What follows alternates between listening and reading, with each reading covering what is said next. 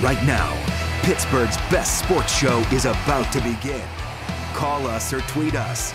We've got things to talk about on the Ireland Contracting Nightly Sports Call, powered by FanDuel Sportsbook.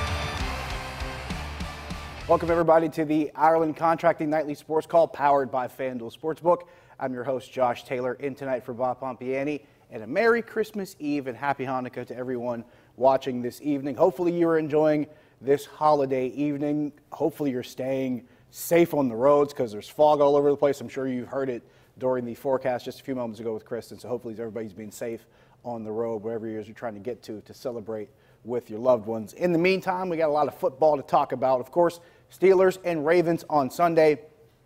A lot of different moving parts with this game as far as what it means, what the Steelers have to do, and more importantly, how they're going to get there. Because Mike Tomlin talked about the injury report today during his press conference. There's a lot to dissect from this. The injury situation continues to pile up for the Steelers. Mason Rudolph is on injured reserve because of his shoulder injury, so he is done for the season. Also, no Marquise Pouncey. He's out with a knee injury. James Conner listed as questionable. So now you're looking at a situation where yet again injuries will ravage this team as far as the offense goes and make it harder for this team to put points on the board. On the other side of it, Baltimore, they're going to have some starters missing, but it's a different situation. They are resting a handful of their starters. John Harbaugh, their head coach, actually announced it yesterday that they will not start their quarterback, Lamar Jackson. They will have Robert Griffin III in his place. Also, running back Mark Ingram, he will be out of the lineup as well. Marshall Yanda, one of their star offensive linemen, he will be out. Several of Baltimore's starters will not be in the game. And John Harbaugh talked about how they're trying to get that team healthy going into the playoffs. Now, here's the flip side of it. Robert Griffin III gets the start for Baltimore, but he's already talked about how he's getting the opportunity to start in this game. He doesn't really want to think about anything else except trying to win this game. You know, it's a game that the Steelers have to win to keep their playoff hopes alive.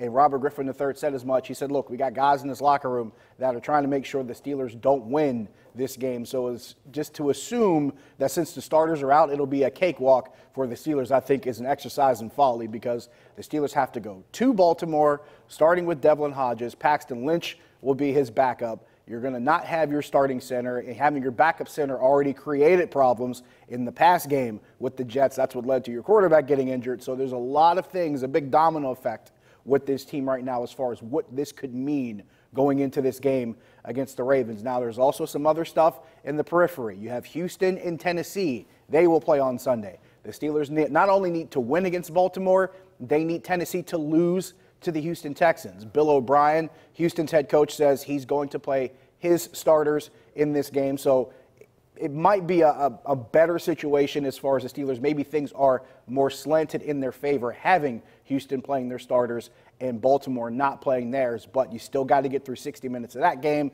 and Houston and Tennessee have to get through 60 minutes of theirs. So there's a lot to expect here, and there's a lot to maybe dissect as far as what could happen, what should happen, and what you expect to happen. 412-575-2600. Give us a call on the Borders and Borders hotline. We'll talk about it. Also, send me a tweet at Josh Taylor HD. I imagine that there's a lot of people who want to talk about this and have their thoughts on what to expect in this game. I know we've talked about it quite a bit. I discussed it with Paul Zeiss earlier, I believe, during the weekend, or at least late last week.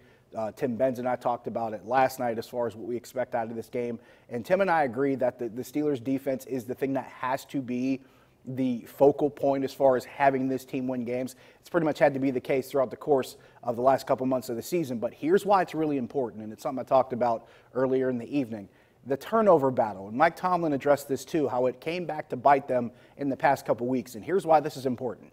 In the games when the Steelers have a positive turnover ratio, in other words, when they force more turnovers than the other team, they're 8-3 this season.